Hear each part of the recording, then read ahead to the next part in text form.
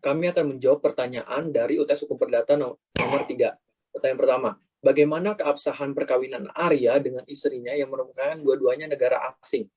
Pernikahan dua negara asing atau WNA yang tidak berdomisili di Indonesia dapat dilakukan di Indonesia berdasarkan pasal 35 huruf B Undang-Undang Nomor 23 Tahun 2006 tentang Administrasi Kependudukan beserta penjelasannya junto Undang-Undang Nomor 1 Tahun 1974 tentang perkawinan, yaitu harus dilakukan menurut hukum perkawinan yang berlaku di Indonesia, harus berdasarkan hukum agama, dan harus dilakukan pendaftaran perkawinan di lembaga percatatan perkawinan setempat. Hubungan perkawinan itu merupakan hubungan keperdataan, sehingga jika kita mengomongi keabsahan perkawinan secara hukum ini, harus ada hukum dari negara tertentu yang dipilih, sehingga kita tidak dapat menggunakan istilah berlaku secara internasional. Pada dasarnya, mengenai keabsahan perkawinan ini harus melihat pada ketentuan hukum perkawinan dari negara kedua warga negara asing tersebut. Oke, kemudian saya lanjut ke pertanyaan yang kedua.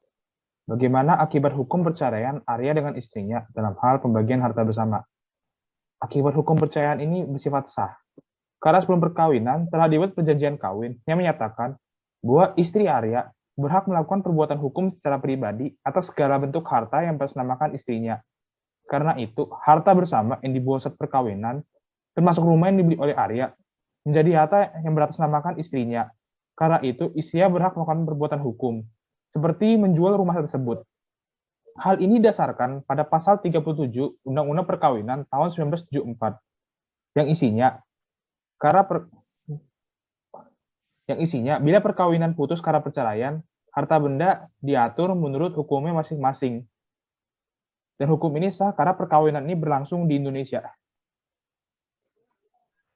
Pertanyaan nomor 3, bagaimana akibat hukum terhadap perjanjian kawin yang tidak didaftarkan ke pengadilan negeri setempat atau mencatatkan pada Dinas Kependudukan dan Catatan Sipil setempat? Oke. Pada kasus tersebut, di mana perjanjian kawin tersebut dibuat di depan notaris sehingga sesuai perjanjian diatur dalam pasal 29 ayat 1 Undang-Undang Perkawinan Junto Putusan Mahkamah Konstitusi nomor 69 tahun 2015 menyebutkan bahwa pada waktu sebelum dilangsungkan atau selama dalam ikatan perkawinan kedua pihak atas persetujuan bersama dapat mengadakan perjanjian tertulis yang disahkan oleh pegawai pencatatan perkawinan atau notaris. Setelah mana isinya berlaku juga terhadap pihak ketiga, sepanjang pihak ketiga tersangkut.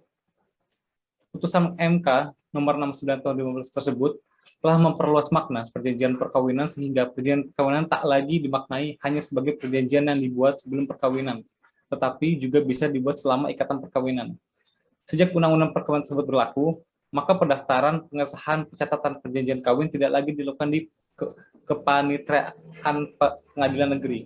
Sehingga jadi suatu perjanjian kawin dapat dikatakan sah apabila disahkan oleh pegawai catatan apabila disahkan oleh pegawai pencatat perkawinan atau notaris, bukan pengadilan negeri.